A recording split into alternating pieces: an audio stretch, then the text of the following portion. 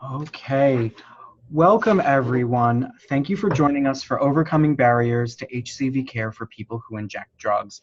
My name is Kyle Shabasta, and I am the Public Programs Associate here at Philadelphia Fight within the Community Health Training Alliance. Today we are very happy to have Dr. Stacy Truskin, Director of Viral Hepatitis Programs and See a Difference here at Philadelphia Fight. We've had Dr. Truskin for a number of our educational offerings, from our prep breakfast to one of our very first webinars, HCV 101. And also, just of note, Dr. Truskin will also be at the Prevention Summit next week, June 11th, to give some workshops there as well. We're always excited to have Dr. Truskin present, and we're very excited to have her give one of our first educational offerings during AIDS Education Month. And with that, I would like to turn it over to you, Dr. Truskin. Thank you so much, Kyle. So good afternoon, everybody, if you're listening from the East Coast, and if you're in another part of the country watching, welcome to you too. For the next hour, we're going to be talking about overcoming barriers to HCV care for people who inject drugs. These are my disclosures. So let's just get some terminology together before we begin. What do we really mean by people who inject drugs for the purposes of this conversation? So if we think about this in terms of a Venn diagram, we're really thinking about over a lifetime, people who have injected drugs, either in the past, in the present, those who are on medication-assisted treatment, those who are attending and participating in needle and syringe exchange programs, and those who may be actively injecting drugs right now. And so, of course, none of these things are mutually exclusive. They all can be happening at the same time. But I just wanted to make sure that everyone understands we all may define this term differently individually, but for the purposes of this conversation, this is the construct that we're going to be using to think about that term. So I present this to you today in the context of the opioid epidemic. So we know that heroin use continues to increase in most demographic groups. We've seen a 286% increase in overdose deaths as well as addiction. And this really has not spared any age group, racial group, or socioeconomic group. There's been an increase across the board. And what this opioid epidemic has brought is really defined as a syndemic, two or more epidemics that are inextricably intertwined. And hepatitis C, we know, is a serious health consequence of injection drug use. And 1 out of 3 people who injects drugs will acquire hepatitis C infection within their first year of injecting drugs. And over time, the seroprevalence of hepatitis C among people who inject drugs elevates to around 70 to 77%. And perhaps more concerning is that the majority of people who are living with chronic hepatitis C are unaware of their status. So let's talk about hepatitis C for a moment and make sure that we're all on the same page. We know that when somebody is infected with hepatitis C, about 15 to 25% of people will somehow get rid of that infection or spontaneously resolve it on their own. About 75 to 85% of individuals will go on and develop chronic hepatitis C infection, which is problematic because it causes inflammation or irritation in the liver, which can over time lead to scarring of the liver, also called hepatic fibrosis. Over time, that can cause severe scarring to the liver. 20 to 40% over 20 to 30 years time will develop cirrhosis of the liver, which puts people at risk for things like liver failure, otherwise known as hepatic decompensation, or liver cancer, called hepatocellular carcinoma. And we know things like alcohol, HIV co-infection, and hepatitis B infection will accelerate that progression to scarring or fibrosis. But we know that hepatitis C doesn't just impact the liver, it can impact every other organ system in the body as well. These are called extrahepatic manifestations. So there are blood impacts like hematologic manifestations, skin manifestations, kidney manifestations, neuropsychiatric manifestations like depression, and other things that are quite common like weakness or muscle aches, also known as myalgias, as well as other autoimmune phenomenon.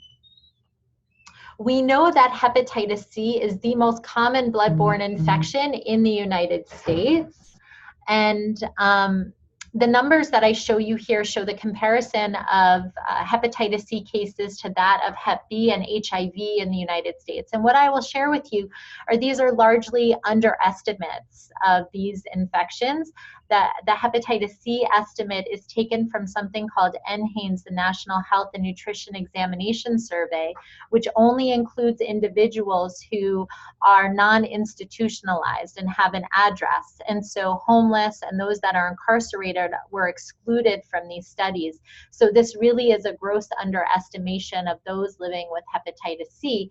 But you can see that here, hepatitis C is almost 5 times more prevalent than HIV and hepatitis B in this country, and there are a large percentage of people who are unaware of their infection. When we think about why people are unaware of their infection and still carrying the infection when there's a good cure available, we think about this in terms of our hepatitis C care cascade or care continuum. And what I have for you here on this slide is a representation of the different steps along the path to treatment or cure, which is also identified as SVR, sustained virologic response. And so you can see that only 50% of people living with chronic hepatitis are diagnosed and aware. Fewer have access care. Even fewer individuals, about half that are diagnosed with hepatitis C antibody, which is a measure of exposure, but not a measure of chronic infection, because you remember I shared with you that 15 to 25% of people clear the virus on their own, but do not remain infected. So you need a confirmatory test in order to demonstrate that you're infected. And I have a nice algorithm that demonstrates that on an upcoming slide for you. But after you have confirmed infection, you need to be staged. Now, this slide is a little bit antiquated, but because we don't really use liver biopsy anymore, but it does still represent the staging of liver disease, which now we largely do with blood tests and non-invasive tests. And then you can see here that very few individuals were prescribed hepatitis C treatment. So really, the left side of the cascade here is the more important side, because as I'll show you in a few slides, we have good cure for hepatitis C. So that's no longer the question. The question is, how do we get folks tested and engaged in care? And you can imagine, for a number of reasons, this is particularly challenging for those individuals who inject drugs. Right now, the way we test for hepatitis C is really sort of biased towards older data. So this is, again, that National Health and Nutrition Examination Survey data, which basically shows that individuals born between the years of 1945 to 1965 have a higher prevalence of hepatitis C. So what you can see on this slide, on this graph on the left, is that when they did NHANES and then repeated it in 10 years, the age of the highest prevalence individuals shifted a decade. So it wasn't that 30-year-olds were more likely to have hepatitis C, it was 30-year-olds that then became 40 to 50-year-olds had the highest rates of hepatitis C. So that became identified as the birth cohort, the baby boomer birth cohort. So that was the individual or the group that the Centers for Disease Control and Prevention identified a high priority for testing. So right now, as of today, the CDC recommends that all individuals born between 1945 and 1965 should be tested at least once for hepatitis C. And then individuals outside of this cohort with a hepatitis C risk factor should be screened. So this really represents those individuals who are impacted by the opioid epidemic. But what it requires of the provider is that the provider assess a risk factor. So that means that we providers need to ask our patients, have you ever injected drugs? And then the patient needs to feel comfortable enough sharing with the provider that indeed they have in the past injected drugs. And you can imagine that there are some challenges in doing that. Not every provider asks the question, and not every patient is comfortable answering it. This approach was found to be cost effective and is also covered by insurance. And the algorithm that the CDC recommends we use for testing involves first checking to see if a patient was exposed through antibody. We have antibodies in our body to everything we've ever been exposed to, every cold, every flu, but that doesn't mean we actually have that cold or flu right now, but we carry antibodies to those exposures. If that antibody test is reactive, the next step is to check for the presence of virus by doing a viral RNA test. Now, if you were to get tested now in the doctor's office, this whole testing algorithm could be done in one tube of blood, meaning the lab first does a screening antibody test, they hold the tube of blood, and then they go ahead and test to see if there's HCV RNA present. And if in fact there is RNA present, that means the person has hepatitis C infection and they need to be linked to care. If there's no hepatitis C detected, then either that person was exposed and cleared it on their own, or they were treated and cured.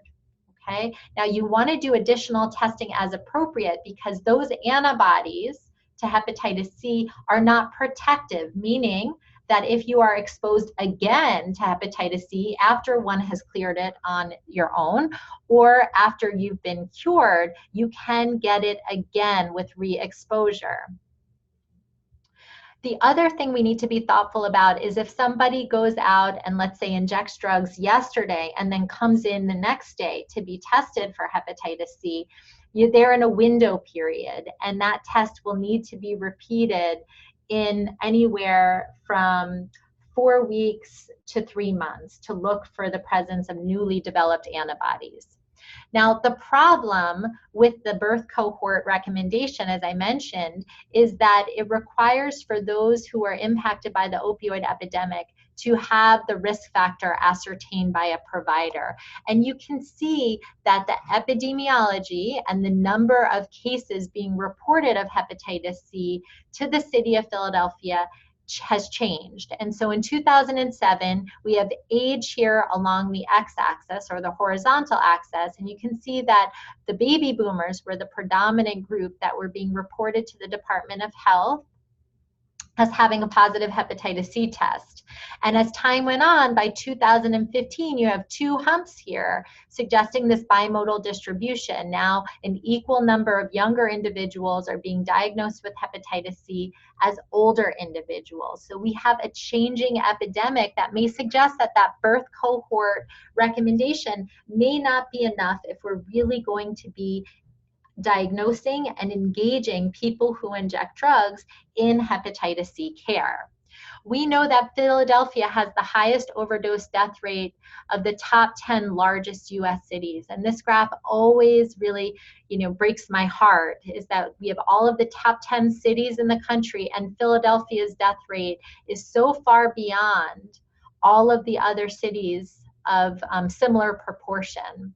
And we know part of that problem comes from our heroin and fentanyl epidemic that we've seen around the city.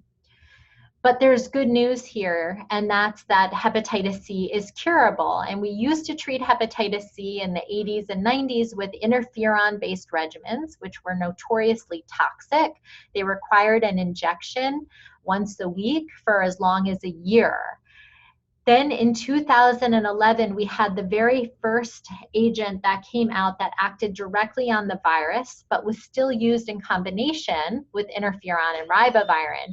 And then in 2013, we had more than one direct-acting agent that was available on the market, and we were able to combine those together to use interferon-free regimens, and we have not looked back since. So interferon is now a thing of the past. We've gone from curing only about 50% of patients now to more than 95% of patients in as little as 8 to 12 weeks with almost no side effects. It really is quite a revolution. And we know that cure helps. Not only does it get rid of the virus, but it decreases rates of all-cause mortality. Here you can see in the green bar, these are decreased rates of all-cause mortality of those who have achieved a cure, otherwise known as SVR, or sustained virologic response. It decreases rates of hepatocellular carcinoma, and it decreases rates of liver failure when somebody gets cured. We used to say that hepatitis C had certain subpopulations that were more difficult to treat, or special populations where you needed to do things slightly differently. But now we have these pan-genotypic regimens, meaning that all the different types of hepatitis C, genotypes 1 through 6, can now be treated with as little as 1 pill once a day or 3 pills once a day. And it doesn't matter anymore if somebody has a history of injection drug use or chronic kidney disease or HIV or Hep C co-infection or HCV Hep B co-infection. Everybody can be cured at the same rate. And the next challenge here is not really the therapeutic choice, but to improve the limitations for screening and access to care in hepatitis C infection. Hepatitis C now has different risks depending on which sort of birth cohort you're in. If you are less than 25 years of age, and let's say you are impacted by the opioid epidemic and you are a person who injects drugs, you probably haven't been infected with hepatitis C very long. So you have a lower risk of advanced liver disease, but a much higher risk of transmitting the virus, because younger individuals or newer individuals to injection drug use are more likely to share needles, syringes, and other works than individuals who are older and maybe no longer injecting drugs.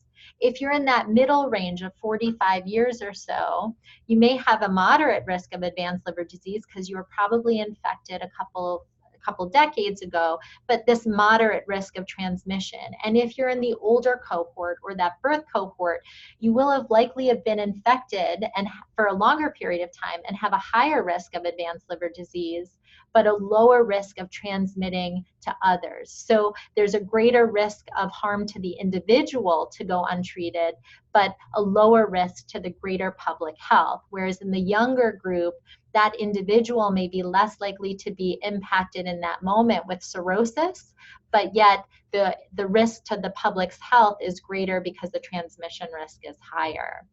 So the American Association for the Study of Liver Disease and Infectious Disease Society of America states that treatment is recommended for all patients with chronic Hep C infection, except those with short life expectancies that cannot be remediated by treating Hep C, by transplantation, or by other directed therapy. You don't see in this statement, taken directly from the guidelines, that it's required that somebody be sober in order to be treated, or that their liver be sick in order to be treated. Everybody should be treated for hepatitis C unless you're going to die within a year, and it can't be helped by treating the hepatitis C. We know that substance abuse treatment centers can play a central role in reaching and referring young hepatitis C infected people who inject drugs. And so this is some data taken from methadone or medication-assisted treatment programs in the United States. Overall, 76% of people enrolled in those programs have hepatitis C infection. And so this is an avenue that from a public health perspective, we should be really focusing on as a way to engage individuals in hepatitis C treatment. If you all don't remember anything else today, it's really that treatment for hepatitis C, also known as direct acting agent therapy, when you treat people who inject drugs, it's no different just because they inject drugs. We know, and I'll present some data to you to support these statements, active or recent drug use or a concern for reinfection should not be a contraindication to treatment. Adherence and efficacy rates are comparable to those of patients who do not inject drugs. And the rate of reinfection in people who inject drugs who are treated is lower than that of incident hepatitis C in the population. And annual hepatitis C testing is recommended for people who inject drugs. More frequent testing may be appropriate depending on the level of risk. So we know that people who inject drugs can be effectively treated. When we think about research that's been done in individuals who've been attending needle and syringe programs, clinicians' attitudes may lag behind the evidence. And so providers may report concerns about patient adherence. So this is basically bias or stigma around people who inject drugs. Providers are concerned that people who use drugs may not adhere, and that people who use drugs may represent a reinfection risk. And so reinfection risk is real, but that should not be a contraindication to treatment. And I'll explain why as we move through the presentation. So there have been some key successes in the treatment of hepatitis C infected people who inject drugs.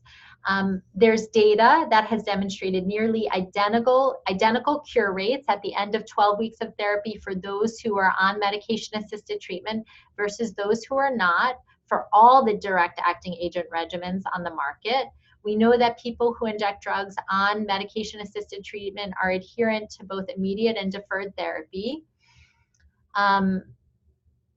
For those who have had recent or ongoing drug use, baseline drug use has little impact on cure rates. And in terms of reinfection, there's no overall difference in post-treatment reinfection rates in people who inject drugs, whether they have a history of injecting, currently injecting, or on medication-assisted treatment. And also, treatment can be used as prevention in terms of onward transmission. So if you cure somebody of their virus, they can't give it to anybody else. So treatment is prevention. So here's the data. So along the bottom axis here, you can see the shorthand for all of the different regimens to treat hepatitis C that are on the market. And then along the y-axis here are the cure rates. And what you'll see here are comparisons of cure rates across different treatment regimens, comparing between those who are on medication-assisted treatment compared to those who are not. And you can see that cure rates across the board are greater than 91%. So those are very high cure rates. Then when we look at studies that have examined urine drug screens throughout the course of treatment, you can see that individuals in this particular study use drugs, all different kinds, throughout the course of treatment and afterwards. And when you compare different regimens while people are using drugs, cure rates are still ranging from 93 to 95%. So baseline and ongoing drug use does not impact somebody's ability to cure. Here's another example at baseline drug use, taking a urine drug screen at a baseline, looking at positive urine drug screen versus negative. There was no statistically significant difference in these two bars in terms of cure rates for those who had a positive urine drug screen at the beginning of treatment versus those that didn't. And 40% here in this study had injection drug use ongoing during therapy. A big concern that I get from patients is, will there be a drug-drug interaction between my hepatitis C treatment and my medication-assisted treatment? And the answer is no. So when you look at both buprenorphine naloxone and methadone, you can see here that there are no clinically significant interactions expected across the different direct-acting agent regimens that we use now. When we look at reinfection rates, this is an example of a what we call a review paper that looks at individuals that have a history of injecting, injecting after cure, or those that are on medication-assisted treatment. And there was no significant difference between rates of reinfection, and rates of reinfection, generally speaking, are low. I think as a community, we have to accept that reinfection does occur. And that we need to be able to re-offer treatment when it does happen without stigma, without judgment, and without hesitation. So that's that first acknowledgement here. We do need a rapid scale up. A slow scale up will create more hepatitis C susceptible people who inject drugs without a reduction in the viremic pool. So what do I mean by viremic pool? That means the number of people in the community that are walking around with hepatitis C. So if I inject drugs, I'm going to be more likely to encounter somebody with virus. So I'll be more at risk for becoming infected. In terms of harm reduction optimization, we need access to needle and syringe programs, medication-assisted treatment, access to hepatitis C retreatment as well, providing access without stigma or discrimination. And then there are individual level strategies that also can be used. Treating injecting partners is crucial so that individuals don't pass it back and forth to each other. And then looking at community engagement and partnership, using peer educators and advocates is essential. And here's a model that has been presented and published by Natasha Martin. It's well recognized. And basically what this shows is that if you have a rapid scale up, and this data is modeling data from Australia, if you scale up and you treated 80 per 1,000 people who inject drugs annually, you would essentially drop forward transmission, and the overall prevalence among people who inject drugs would dwindle down. So you would basically move towards elimination of hepatitis C in the subpopulation. We also know that high coverage needle and syringe exchange programs and medication-assisted treatment can help optimize hepatitis C treatment as prevention. So large reductions in chronic prevalence requires the scaling up of antiviral treatment, and concurrent scaling up of medication-assisted treatment and needle and syringe exchange programs will reduce the treatment rate required to achieve these prevalence reductions. And that's because MAT and NSP directly reduce the incidence, meaning new infections, while treatment directly reduces the prevalence, the chronic infections that are existing in the community. And then you combine these two, you have sort of a critical combination there. And Iceland, which if any of you know your geography, is an island. They have done exactly this. They've been able to increase the rates of treatment and increase the scale up of harm reduction services. And what they've found is that even in the face of new injection drug use, they've had a decrease, a 53% reduction in new hepatitis C infections, which is quite amazing. So it's a good demonstration of what can be done. So there are benefits to achieving cure, both to the individual and the community. So just to review, the individual benefits are in improved clinical outcomes, both within the liver, so decreased rates of cirrhosis, decreased rates of liver failure and cancer, and decreased rates of transplant, as well as extrahepatic improved clinical outcomes, like improved quality of life, decreases in all-cause mortality, decreases in rates of cancers, diabetes and cardiovascular disease, renal dysfunction, otherwise known as kidney dysfunction, and neurocognitive manifestations, how well somebody is thinking and feeling. Not only does cure improve clinical outcomes for the individuals, but it leads to decreased rates of transmission. So let's talk a little bit about how we can get individuals to that cure. So oftentimes, individuals who inject drugs may not be likely to come into their primary care provider and participate in hepatitis C testing in a primary care office. So it's necessary to develop testing modalities that will engage individuals who do not usually come to the doctor's office.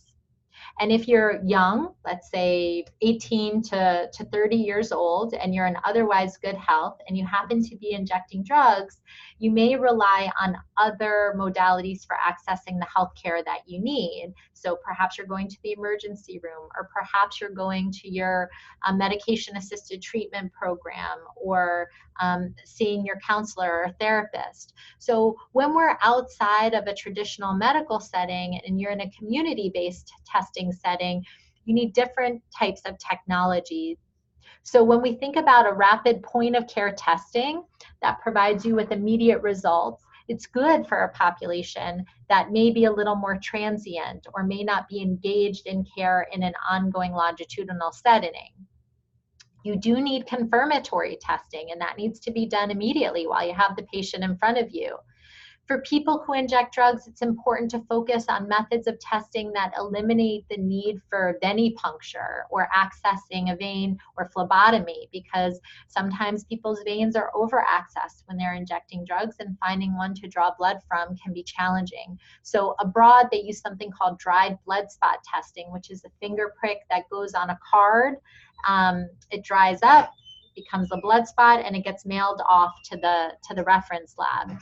The development of affordable, reliable, one-step point-of-care testing, which does both antibody testing and that confirmatory test, is really something that we need and is not yet available for community-based testing. And what we also need to be doing is decreasing waste and repeat antibody testing. And it's been a real issue in many of our medication-assisted treatment programs or recovery programs that they're reimbursed for providing antibody testing, but they're not able to get confirmatory testing covered.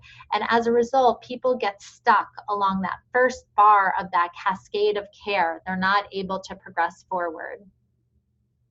In terms of testing and who does the testing, there are different models that can be used. There can be a peer-based model. There can be designated testing staff at certain community-based organizations. You can have a navigator that also serves as a tester, or you can have a healthcare worker based at a community organization or nursing that provides the testing. Location of testing is really important as well. Co-location with these harm reduction services, medication-assisted treatment, co-location of testing in emergency rooms is really important when trying to gain access to testing for people who inject drugs. Outreach is important. Street-side testing is critical. And then peer referral, sometimes with monetary incentive, is a model that's been published on as well. Once you test somebody, you need to link them to care. So there are really two ways to link a patient to care. There's the patient navigation model, which requires the patient to travel to the care. And for that, peer navigators, tester navigators, non-peer navigators can be used. And then there are embedded models of care, which really brings the care to the patient, which is important. So these are embedded models within different medication-assisted treatment and harm reduction programs, as well as needle and syringe programs. And these can be nurse-led, physician-led, other provider-led models of care. And then there are mobile models where literally the care is on a bus or a van and it comes out to the patient. And then mixed models where you may start in a provider's, specialty provider's office, but then the plan gets carried out at a methadone program or a needle and syringe program. So I want to share with you some examples of some of the work that I'm involved in. The first program that I'm going to talk about is the See a Difference program at Philadelphia Fight. We provide cure across all of our medical clinics. We link individuals through the Institute for Community Justice, and we have a multitude of community-based testing programs. We work with drug treatment programs, homeless shelters, medication-assisted programs throughout the city, and we also work with the Philadelphia Department of Prisons hepatitis C testing and linkage to care program that we run there. I just want to share with you a little bit about how we track ongoing, how we're doing around our testing and linkage to care programs. So these are our inpatient and outpatient drug treatment sites. This data is a little bit outdated, but we do update it every single week to kind of keep us abreast of how we're doing. And so this is ever evolving, ever changing. I'm sure the numbers look even better now. Our patient navigation model with evolving and real-time data, our current linkage to care rate is around 46%. Actually, though, I saw data from earlier today and it has us closer to 50%.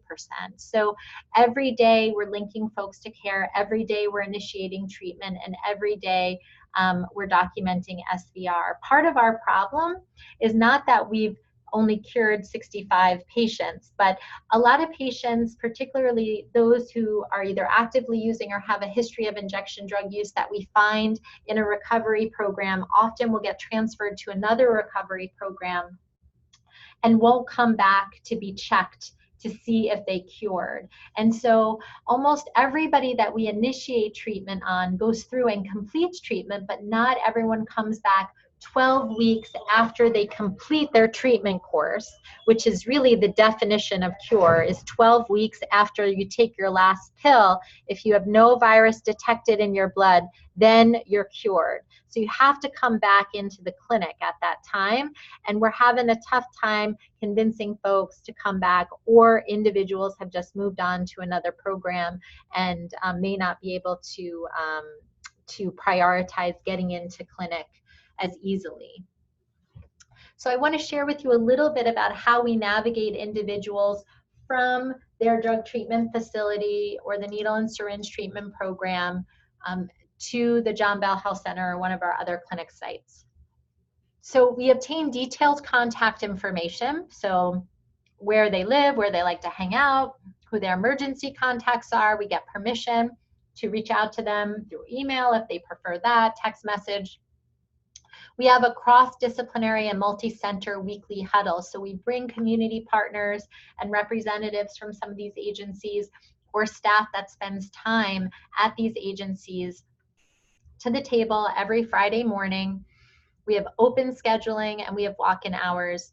And we always discuss how these patients are doing. And if somebody didn't show up for treatment or for a visit like they were supposed to, then we dispatch a team to reach out to them and see if we can engage them in care. So we do our very best to follow up with patients that haven't made their appointments. We have a mobile fiber scan, and I mentioned earlier that we no longer use liver biopsies to stage liver disease. We use something called a mobile fiber scan. Mobile fiber scan says how much scarring is in the liver, and basically it's kind of like an ultrasound experience for the patient. They get some cold jelly on their belly. We take some pictures and it lets us know how much scarring is in the liver. Because Philadelphia Fight is a federally qualified health center, we don't require insurance or a referral. We're able to take people literally as they are and provide care. We often will provide free transportation. We'll help people with food, with blankets, with shoes. We use something called a modified DOT model, which is directly observed therapy. So direct acting agents or hepatitis C treatment is pretty special. And so it's not the kind of medication that we can just write a prescription for down to the local CVS and the patient goes and picks it up. It needs to be dispensed from a specialty pharmacy and mailed. And so for many of our patients who may be unable to receive packages or are functionally homeless, we receive the medication at our clinic for patients and keep it for them. And they come in as often as they feel is necessary, either once a week, every 2 weeks, and for some patients, they don't want to keep any medicine on them and they come in every day. But that's our modified DOT model. We do blood draws anywhere we need to, at the syringe exchange, at the MAT or OST site, or at the addiction program if the patient can't get in. And as I mentioned, our linkage to care rates are fluid and they vary based on testing, somewhere around 50%. And ideally, what we hope to continue to do is move more and more to an embedded provider model, meaning that we will be going to the patient rather than expecting them to always come to us. The other program that I want to highlight for you that really is focused on people who use injection drugs or people who inject drugs is a program called C-Change, which is a program of the Hepatitis C Allies of Philadelphia based at the Health Federation. And this is really Philadelphia's plan to eliminate hepatitis C. We work to improve health systems for screening, linkage to care, treatment, and cure. And the goals of the project are really citywide to increase cure rates by 20%, to increase testing by 25%, and then to identify population-specific barriers at each stage of the care cascade. And what we've been trying to do is engage Philadelphia's state-designated opioid centers of excellence. And we have been working with them to develop an integrated care model responsive to the specific needs of each setting. So if we just look at our C-Change participants, we have about 69% that identify as cis male. Our age range is across the board.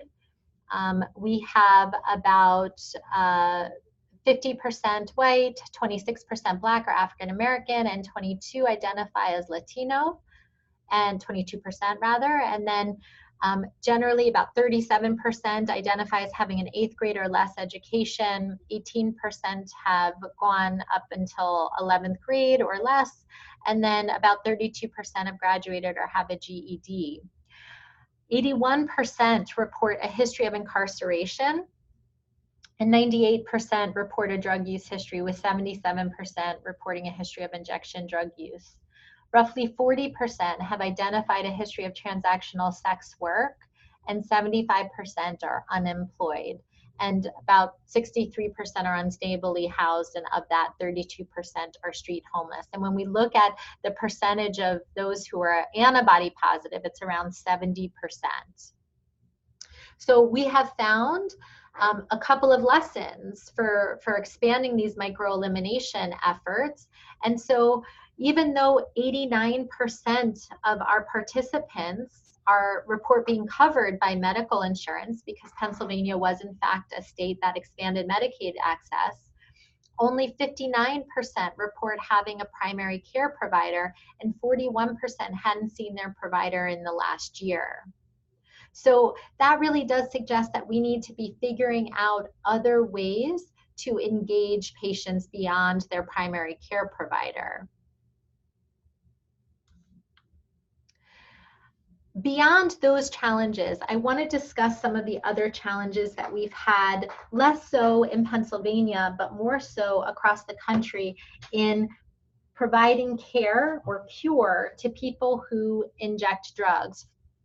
So when these drugs first came to market, they were sort of a revelation. They were very expensive, though. The first iteration of treatment was about $150,000, and thereafter ranged somewhere around, $83,000 to $94,000 for a cure of hepatitis C. But what I want to share with you is these prices are never what insurance companies actually paid. There were discounts and rebates, and then over time, as more pharmaceutical companies came to market with their specific hepatitis C medication, these drug prices dropped dramatically. So last summer, the first drop happened to about $22,000. And then in September, the other makers of medication dropped their price. So now the list price for these medications is somewhere between $21,000 and $24,000. And then with additional rebates and discounts, treatment for hepatitis C is now well below $10,000 for cure. However, despite these massive drops in pricing, there are still issues with access to care that disproportionately impact people who inject drugs. So there are really 3 types of restriction criteria that certain insurance companies have. And this, again, does not really pertain to those of you who are tuning in today from Pennsylvania, but if you're watching from states outside of Pennsylvania, you should be aware of these restrictions. So there's something called the sobriety requirement. Certain insurance companies will require individuals to be sober from anywhere from 3 to 6 months in order to be eligible for direct acting agents. Now, if you were paying attention for the last 40 minutes, you would know that being sober does not predict whether or not somebody is going to cure at a better rate than somebody who's using drugs. I showed you the evidence and the data that you can be using and injecting drugs all through treatment, and you're going to cure at just a high rate as individuals who are not using drugs. So this is nothing other than stigmatizing. It's not based in science or data. Then there's the prescriber requirement. The prescriber requirement requires that an individual who's an infectious disease doctor or a gastroenterologist or hepatologist be the only doctors who can prescribe these medications? Well, we know that our rural communities are being ravaged by the opioid epidemic. And in rural communities, there may not be a lot of subspecialists to go around. You have your family practice providers, your primary care providers serving certain communities.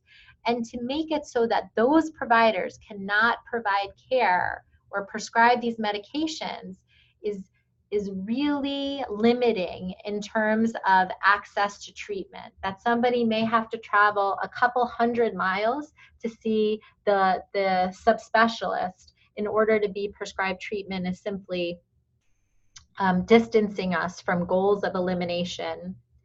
And then there's the disease severity requirement. The disease severity requirement in some jurisdictions requires individuals to have advanced scarring to the liver before being granted treatment with hepatitis C.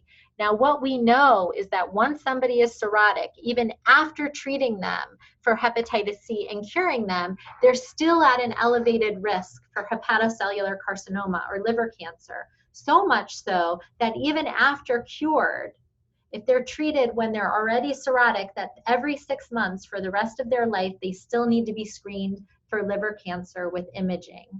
But if we catch the disease early and we treat before somebody has developed scarring to the liver, then they do not need to be monitored for liver cancer for the rest of their life. So to require somebody to have developed advanced liver disease in order to treat them is completely counterproductive. In some jurisdictions, co-infection with HIV may not be a mitigating factor, even though we know that co-infection with HIV, hepatitis B, accelerates the progression to fibrosis or cirrhosis. The other deterrent for many providers is that to ask the insurance company to approve these medications can be quite arduous, and you have to go through what's called a prior authorization process to get it done. And what this has translated into is literally access to care or access to these medications that is all over the map. And so you can see we've made progress over time, but there are still some parts of the country who will not give medications to individuals who do not have advanced liver disease. And we already know that cirrhosis of the liver is really a function of how long somebody has been infected with the virus. Although it's not linear, like you can't predict exactly how long it will take for somebody to develop scarring to the liver, and some individuals progress more rapidly than others. But individuals who are younger and have had the infection for less time are going to be less likely to meet these fibrosis restrictions. So they disproportionately impact those individuals who inject drugs and are being impacted by the opioid epidemic. So you can see in the state of Pennsylvania, we no longer have any fibrosis restrictions, but if you lived in some other parts of the country, you still need to have a level 3 out of 4, with 4 being cirrhosis of the liver, in order to access hepatitis C cure. When we look at disease, when we look at abstinence restrictions or sobriety restrictions, we still have jurisdictions that require individuals to abstain from drugs and alcohol 6 months or more. In Pennsylvania, we only need to document as clinicians that we've provided screening for substance use disorder and counseled the patient, meaning we've offered them treatment. They don't need to accept treatment for their substance use disorder in order to qualify for hepatitis C treatment. And then the prescriber requirement is there's still a challenge across the United States in who is able to prescribe these medications. So the way that in Pennsylvania we were able to dramatically roll back the prescriber requirement, the sobriety requirement, and the disease severity requirement was through good old-fashioned advocacy. And so we did this through the Hepatitis C Allies of Philadelphia. If any of you are interested in joining the coalition, you can go to www.hepcap.org and check out our next meeting.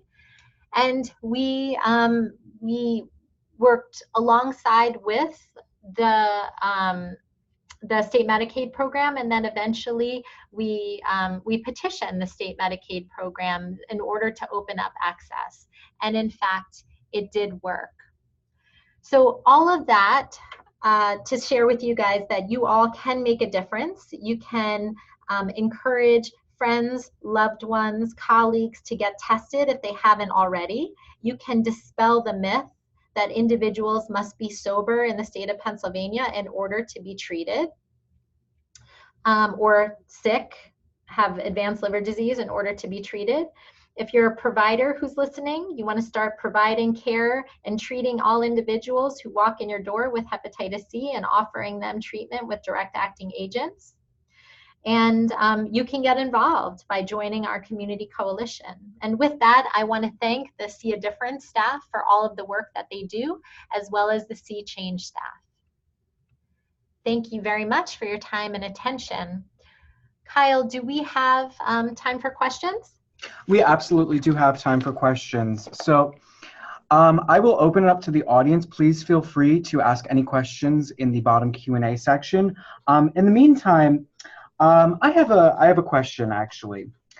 So I'm always impressed by not just the science and the research, but also the push for advocacy and activism around scaling up harm reduction services. I think that's always vitally important. What would you say to folks who just, you know, I definitely hear a lot of hesitation around scaling up of harm reduction services. There's a lot of stigma and myth around it. What would you say to the people who are on the fence?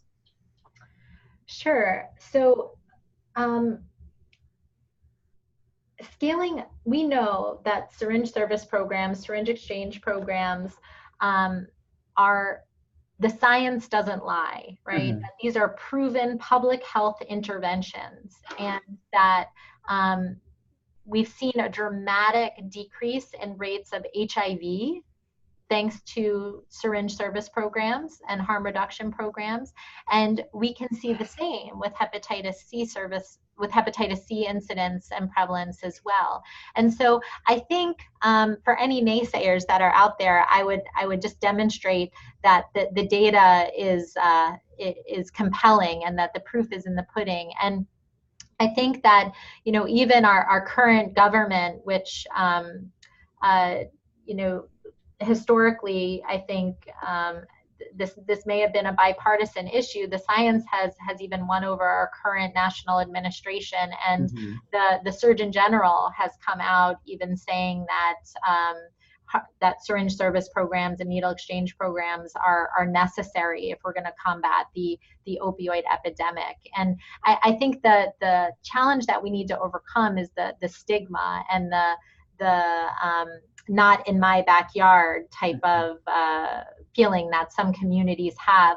But I think what's happened is I've gone around the country and I've talked with different folks who are grappling with the opioid epidemic, different public health officials. If communities reach a critical mass and they see their own children, loved ones, grandchildren being impacted by the opioid epidemic, their tune often changes. And unfortunately, with the opioid epidemic, many of us will know people who are impacted, and it's unfortunate that it will take that in order to convince us that, you know, having these types of life-saving services in our backyard may actually be for the community's betterment. Wonderful. Thank you. I think, yeah, you illuminated three things that are important there. The science doesn't lie. There's vital support thrown behind this, and it's life-saving, you know, and I think that's one of the biggest, and I think that's one of the ones that kind of get lost.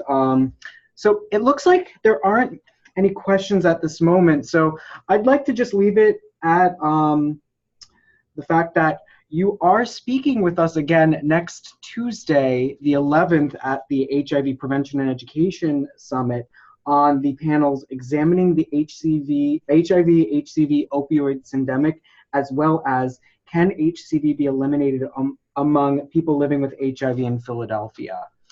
So I would like to let all participants know that You'll be able to get more information there and get to hear Dr. Truskin speak again, and many others. So I would like to thank Dr. Truskin once again for speaking with us, and just to let all participants know that we will be sending out a certificate of participation as well as a survey. And thank you so much, Dr. Truskin. Thank you. Have a wonderful day, everybody. Thank you.